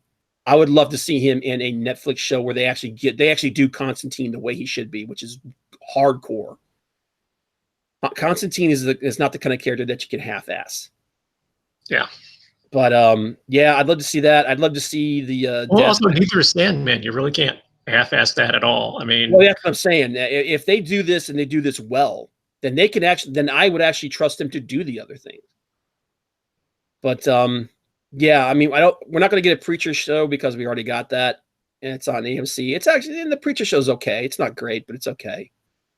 But yeah, I saw this and I was guardedly optimistic because I know Netflix could absolutely crap on everything at any given moment. So, but yeah, so Durkin, Swamp Thing and Doom Patrol are largely unknown, so they had a lot more leeway to do with whatever they wanted. Titans, if you change minor things, you're going to make a lot of people mad, and they changed it a lot. The problem with Titans, and this is actually a problem with a lot of superhero shows, if the superheroes are not street level characters like Batman or Green Arrow or something like that, when you start getting into like high level superpowers, it becomes harder and harder to do them on television and do them right. Matt Ryan, yeah, he's the actor for Constantine. Matt Ryan, I actually met Matt Ryan at a Comic-Con a few years ago. He's a cool dude. Durkin, I like Lucifer. You know what though? The Lucifer. Are you talking about the show or are you talking about the comic? If you're talking about the graphic novel, yeah, the graphic novel for Lucifer for Vertigo was actually pretty cool. But the show, I mean, people like the show for different reasons. Like most comic book fans don't care for the show because the show is nothing like, there's nothing like the thing. But all they had to do is make a Tim Drake show and everyone would effing love it. Yeah, pretty much. The TV show, never read the comic. Okay, I can understand if you've never read the comic, Durkin. I can understand why you like the TV show because the guy who's playing Lucifer is actually a really cool actor. I can understand the allure of the TV show because of what they're doing. If you read the graphic novel, you would hate the show. The graphic novel is. It's so much the source material. The show is so different from the source material. It's almost only the source material in passing. You got characters with the same names. Yeah, a couple names. Yeah, you've got characters with the same names and a couple of the same functions, and that's it. Everything else is completely different. But like I said, I know people that have never read. I mean, if you've never saw it, if you never read the book, I can understand why you would like the show. And I understand, and I like the guy playing Lucifer. I think he's a great actor. But yeah, and Tim Drake's my boy, man. The problem with Titans is the stories aren't very good. The cast is okay. The guy they got to play Dick Grayson, I think he looks the part really well. The problem is just the writers and the handling of the characters. They don't know the comic. They don't know the characters. It's 90210 with superpowers. Wait, is that DC? Lucifer? Yeah, I believe DC was Vertigo. It may have been. It may have not been the Vertigo imprint, but Lucifer comic. But I'm pretty sure it was. I'm pretty sure it was Vertigo. But yeah, DC Universe. Yeah, it was created by Neil. It was done by Neil Gaiman and Sam Keith. But yeah, it was a cool book.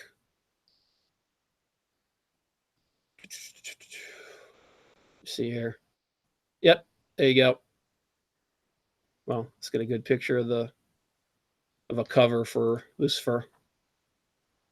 Tools, size, large. Always go large. Large Marge.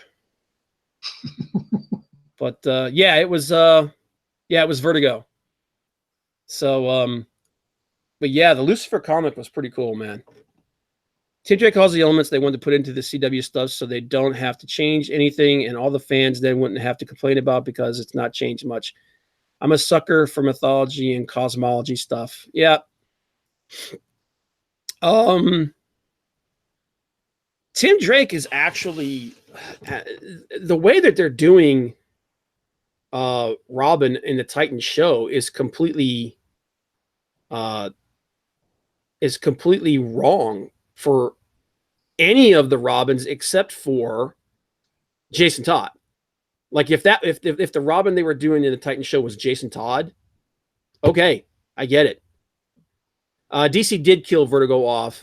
You were teased. The Lucifer was done like years ago. But yeah, it's unfortunate. But the Vertigo of today is a pale pretender to what it used to be. It's nowhere near what it was. So it dying, to be honest, Vertigo died years ago. They're just putting the final bullet in the corpse, is what they're doing. But yeah, so I'm looking forward to this. Guardedly looking forward to this, and hopefully this will do something well in the future. By the way, actually, I should. You know what? This is another thing that I need to do. All right, we're going to talk about this in a minute. This is just an absolute friggin' travesty. I need to actually put out invites for people like Ortiz and everybody that's a lot of other creators to come in here and talk, man, because it's just not just me and you. But I got to set it up so that I can send it out in mass, because otherwise I'll just be sitting here sending out individual things. But anybody in the chat, guys, if you guys want to come on here and talk with us, man, just let me know and I'll throw you a link. But because I enjoy, I like in case you hadn't noticed, we like talking. So, but Durkin, the Vertigo imprint was inactive until about a year ago, and then they tried to revive it with Blue Haircut. Yeah, it was awful, man. Like I said, the Vertigo line actually died a long time ago. What they did recently was just they basically exorcised its ghost, which is unfortunate because Vertigo used to mean something awesome. But all right, moving on. Oh dear Lord, sweet baby Albus.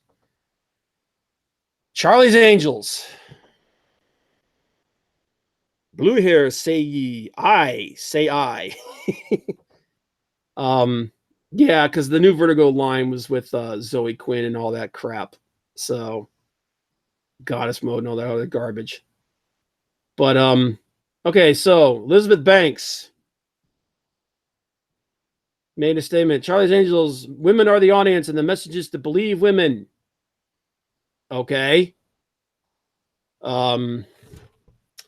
Elizabeth Banks, who directed this movie. By the way, Tom, have you seen the trailer for this? I have not. Yeah, you're lucky. It's awful. It's awful, man. That's the only way I can describe it. It's got Kristen Stewart in it, okay? Like right there is that's just the kiss of death. But and like the movie literally starts with a bunch of crap. With Kristen Stewart, who's Okay, look, okay, like right here. You see this girl in the middle here? I got my cursor over of. Okay, she's very pretty, right? Very attractive young lady right here. Tom? No, well, you have to remember the picture's on an 8-second delay. Oh, okay. Yeah, So, all right. the black girl? Yes. Yeah, okay, yeah. Very attractive, right? Very, very calmly looking girl, Okay. yes. The girl back here in the white shirt, very attractive. Okay. Okay. Kind of sort of attractive in a bitchy way. um, Kristen Stewart is not what I would call attractive.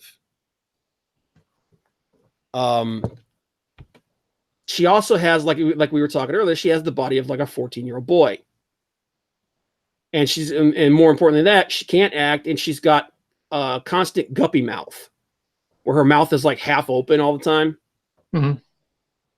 She's the hot one in this group. She's supposed to be the seductress in this group. Mm. Yeah, exactly my point. I was like, looks like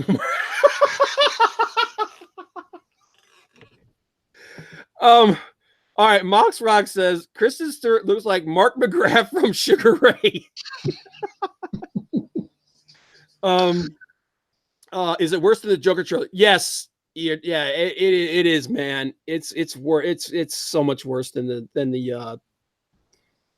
Joker trailer. The first line in the trailer is Kristen Stewart, who's supposed to, again, she's trying to be seductress, and she's not seductive in any way, shape, or form, is supposedly seducing this Asian businessman. She says, "I think women can do anything." And then the businessman, and nobody talks like this in real life. He goes, "Yes, women can do anything, but they shouldn't." And I'm like, yeah, there's like maybe 5 people on the planet that talk like that. This is a bunch of identity. This entire movie is about identity politics. 110%. And here's the thing. If you want to do a movie about tough female, like secret agent stuff like that, all right, that's cool. That's what the first movie was. That's what the original reboot was about.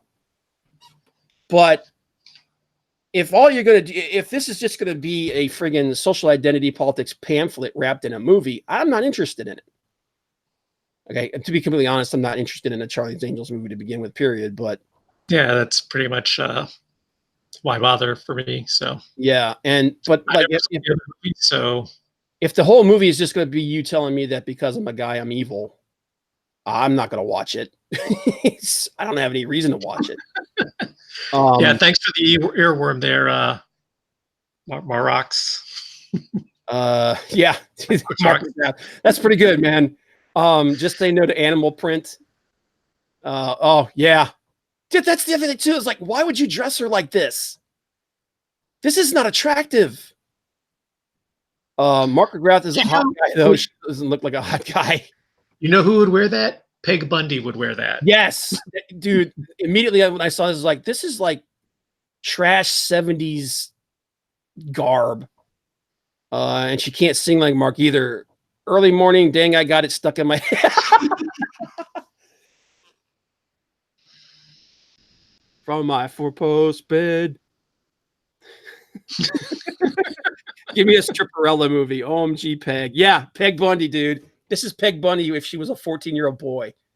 But anyway, Elizabeth Banks basically went in with this, again, pushing the identity politics, and she released this statement, and this is basically what she said. One of the statements this movie makes is that you should probably believe women. We have as much validity in what we're feeling and how we want to go about living in the world, being in the world. And that was really important to me, that we felt like we had characters that were being taken seriously and given a chance to live their best lives. Okay. You had me until you said take it seriously. I can't take this seriously. Not to mention the fact that if you watch the trailer, the movie, it's like it's a comedy that's not trying to be a comedy.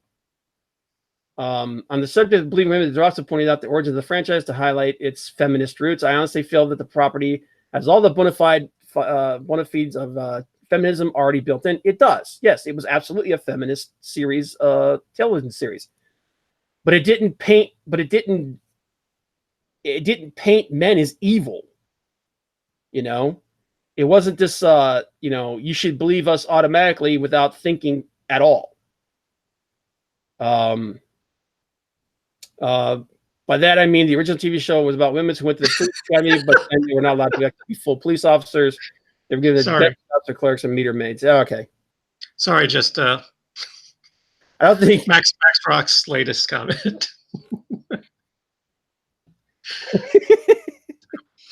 Okay, you guys are completely derailing my trail of thought here, man.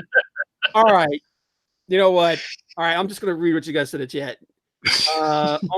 Peg Bundy before kids. Nah, I'd bang Peg Bundy, not that thing. I don't think Al Bundy would bang Kristen Stewart even in animal print. Oh, well, she does kind of look like Marcy. You remember that? Remember Married? Yeah, I remember Marcy neighbor. But yeah, basically, Banks. This movie is gonna be friggin', identity politics BS, and it's probably gonna fail, and they're gonna blame everybody but themselves for putting it. This is Ghostbusters 2016 2.0. That's what this is. And you know what? More power to them, man. If that's what you want to do, then go for it. But I got better things to do. Let's see, show here. Marcy Darcy had bigger.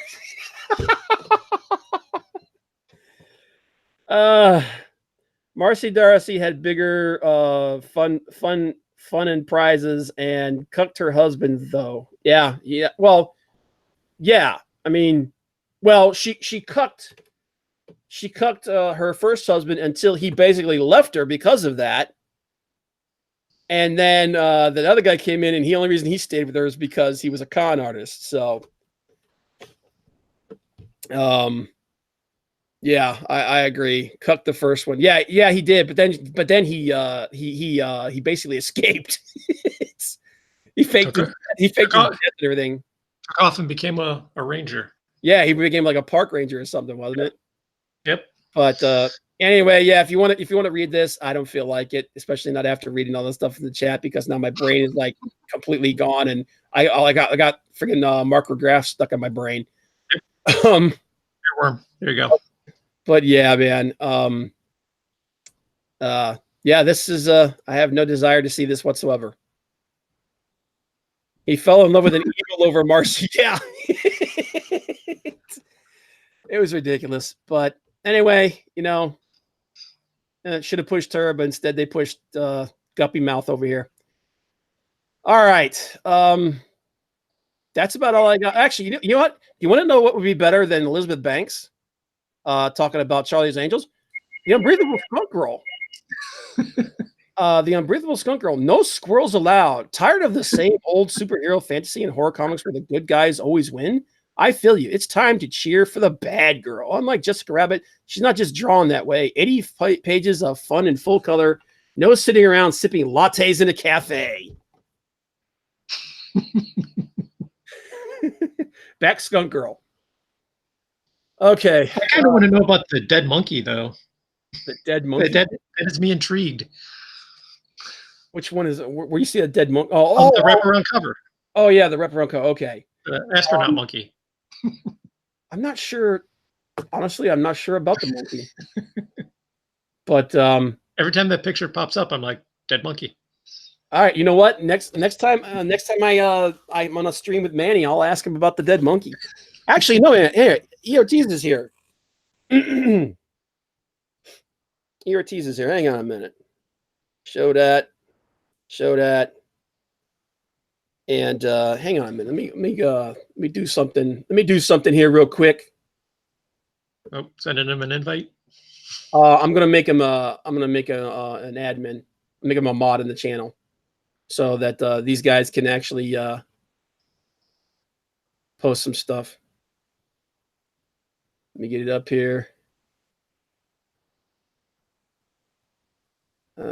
Add moderator.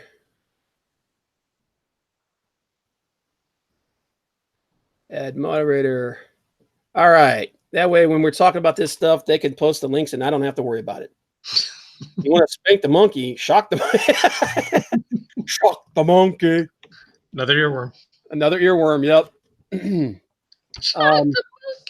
So you guys are ratemyprofessor.com. Oh God, Durkin, what did you put up? This better not be porn, man. It says server not found. Is that porn?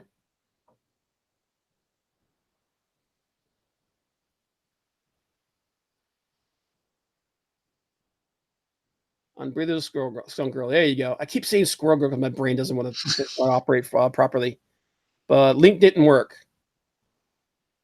Nope. Okay, it's not porn, but don't send me dead porn links, dude. Yeah, man, this isn't Ethan's stream, man. Don't be putting porn up. Not that they put porn up in there, but yeah. ERTs. What does do you know what the dead monkey is in the cover for Squirrel? Oh my God, I'm sorry. I forgot that I was sharing the screen and I just went infinite. Mm-hmm. You're falling in a hole. Rate My Professors is an actual site where students can rate their teachers.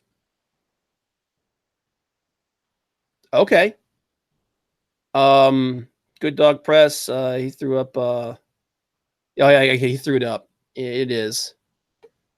Okay. But yeah, man. Like I don't know about the dead monkey, but El Guapo Comics. Yep.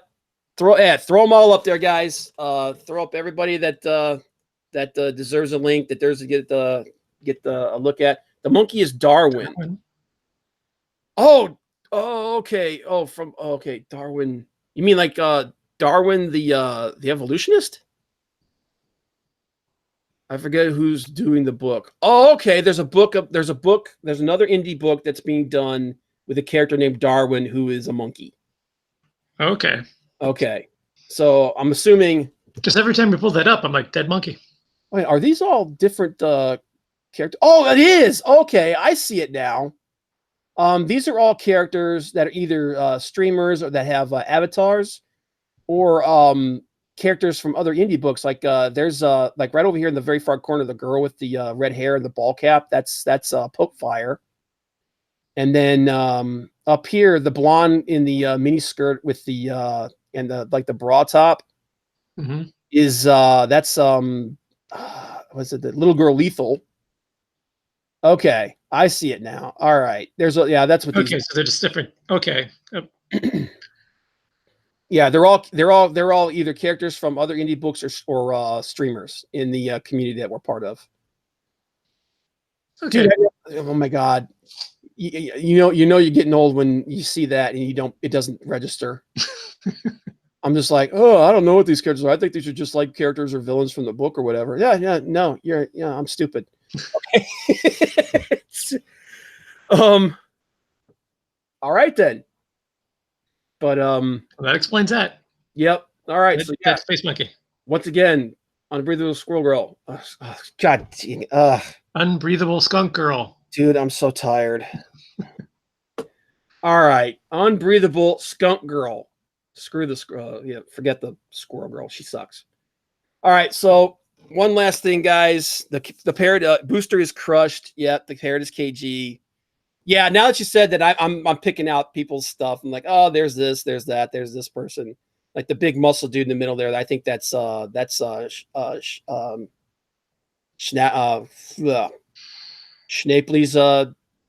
character. But okay, so yeah, screw you. Something a little serious though, I did want to talk about. There is a for everybody in the community who knows.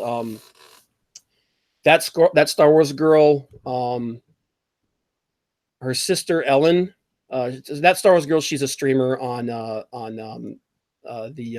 Fandom Menace. She's connected with Geeks and Gamers, and over the last week, her sister unfortunately passed away. There's a lot of we're not entirely certain what's going on. She was missing for almost a week. And we were all, hoping that she would be found and she would be safe. Unfortunately, she passed away. And a GoFundMe has been set up for her sister to help the family and to basically just celebrate her sister's life. So I'm gonna go ahead and grab the link here. It was really tragic. It's very sad. But I'm gonna go ahead and grab the link here. Tom, I'm gonna throw this in here so you can post it in the chat. And well, if I can get my computer to stop. All right, let me stop presenting real quick here so I can do this. And you can post it in there. Just keep her in your thoughts, guys, and because I know that right now they're going through a really bad time. I mean, obviously, it's a very tragic thing. She was only 22 years old, but Anna's she's a good person, and this is a very tough time for her and her family. So I just wanted to put this up there for you guys. And I hate to end this stream on such a downer, guys, but I just felt like it was something that we needed to remember. It's an unfortunate. Where did you send that the link? I put it in the I put it in the chat in the Hangouts. Did you see it? In the upper left-hand corner, if you hit that. Yeah. Let me come on, pop up again. There we go. Yep. You got it? No, we're not.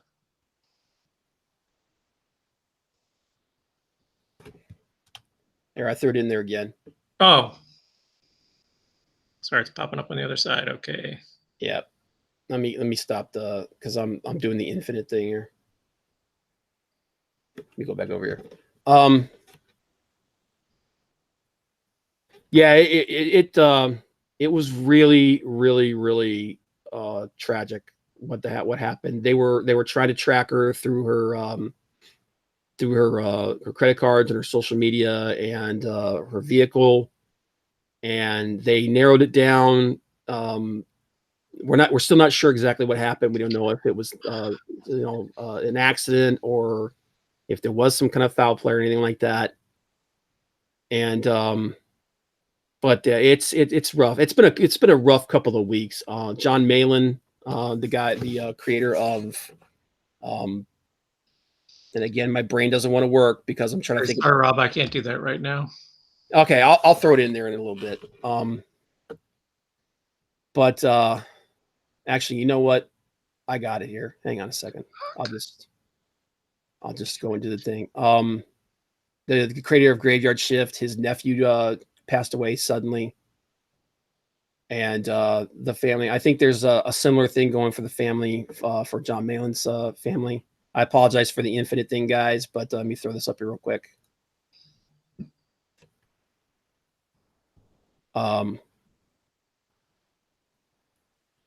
But it's been rough for quite a few people this last couple of weeks, and I sincerely hope that I mean it's obviously it's not gonna make up for what's happened, but yeah, I know Durkin, his grandma's in the hospital too. It's I know there's a couple other people that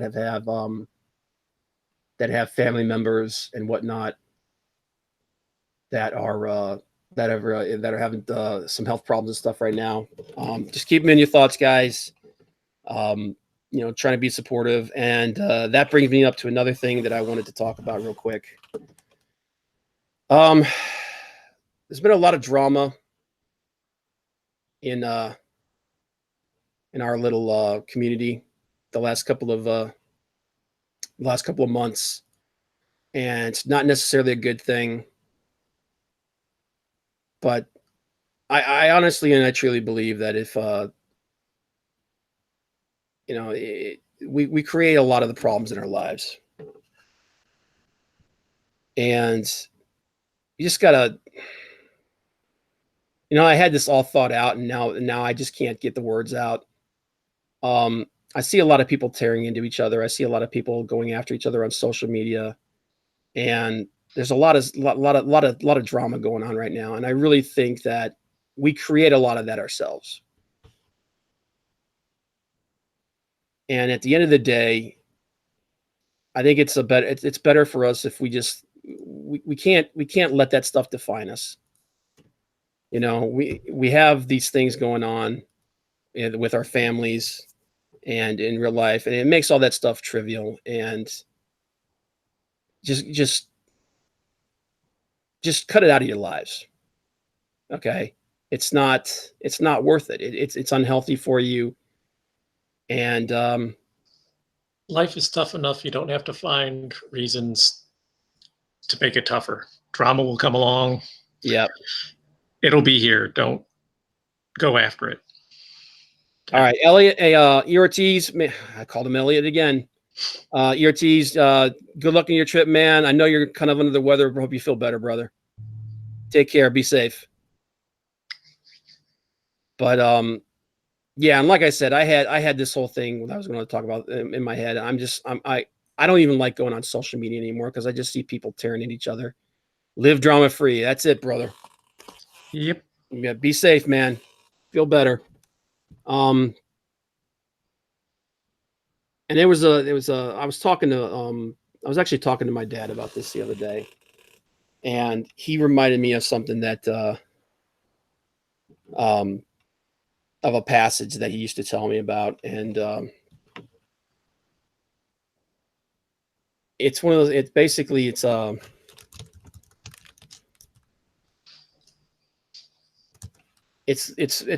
a better way to go about your life. And he said that the first to apologize is the bravest. The first to forgive is the strongest, and the first to forget is the happiest. And I'm looking at a lot of the things that, like, in this little community that we have. There are legitimate. Derek can say, yeah, there are legitimate issues there. I agree with you, man. I think there are legitimate issues, and there are legitimate things for people to discuss and to try to work out. But I think you have to work them out. I don't think sniping at each other over social media is the answer. I think you need to talk to each other. I think you need to try and work things out, because at the end of the day, I truly believe that the vast majority of the things that we get upset about are of our own creation. And again, this may just be because I'm an older guy. I just turned 47 years old, man. I mean, the sand in the hourglass at the top is not, it does no longer outnumbers the sand at the bottom. And like it says, the first to apologize is the bravest, and it takes somebody, it takes somebody brave to do that. It takes somebody to like, look, it doesn't make any difference who started it, who's responsible. I'm going to be the one who tries to end it. And that's actually something that we should all try. That's what we should try to do. We should all look at the situation and be like, look, we can either keep this cycle going, or somebody can try to take the first step. And the first person to forgive is the strongest, because that means you're taking all the things that you're upset about and you're tabling them, and you're saying, you know what? I'm going to eat this, and I'll be honest with you, man. I'm just as guilty of this crap as anybody else. I get caught up in the moment. I say things that later on I regret. I get caught up in the groupthink sometimes, and I'll take a dig at somebody that I shouldn't. And you have to, and again, you have to realize that when you do this, you're going to fail. Okay, we're all human. You're going to fail. The person that you're trying to reach, that you're maybe having some issues with, they're going to fail. We're all going to fail at this, guys. But the sooner we can apologize, the sooner that we can forgive, the sooner we can sit down and try to talk this out, and the sooner that you can put it into the past, we'll all be happier. And I'm not talking about like really serious things here, guys. I'm talking about the trivial things that we just get all upset about. You know, the things that we generate this stuff.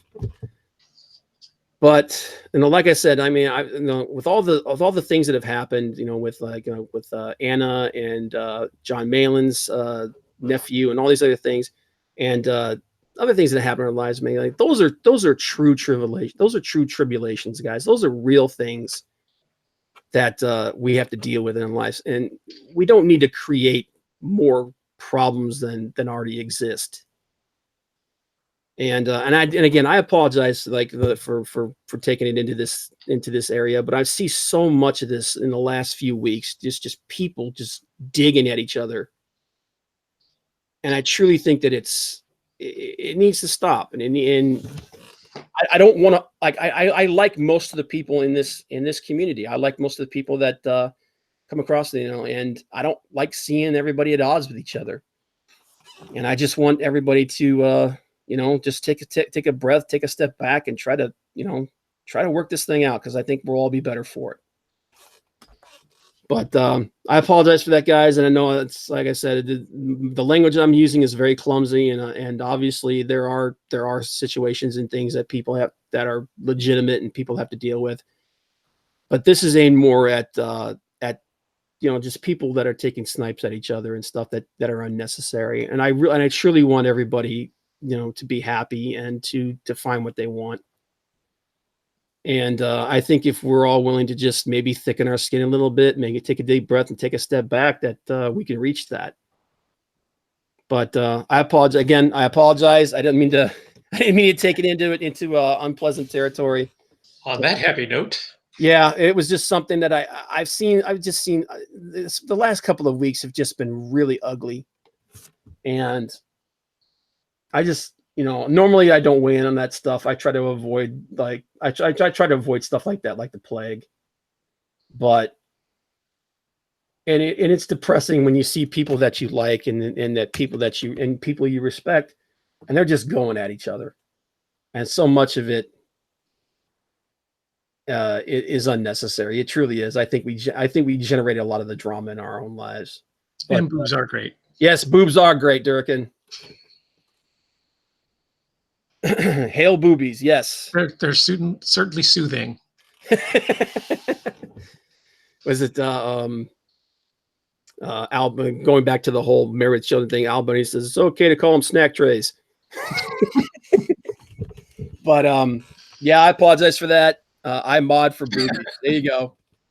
But I appreciate you guys letting me do my little thing here and get this off my chest, because, like I said, I saw a lot of people that I like were just really, you know, really going at each other, and it just felt like it was. Mom and Dad, stop fighting. Yeah, that's pretty much what it is. It's like, God, guys, I like everybody. I don't want everybody to be fighting. It makes things so friggin' unpleasant and complicated.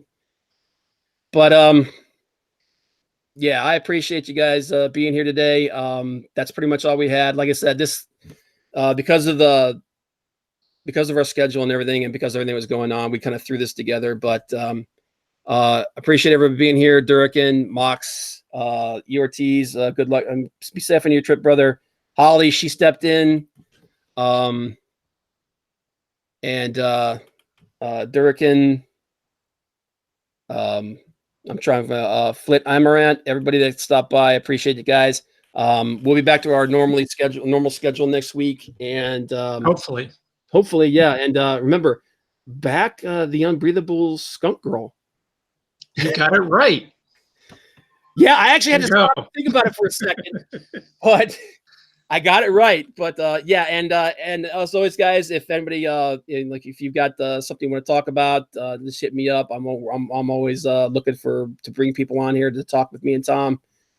But yeah, you guys have a good 4th of July. Enjoy yourselves. Have a good day. And that's it for me. Tom, you got anything you want to say? See you guys next week. All right. Take care, everybody. Appreciate you being here. Yep. Take care. See you later. Bye.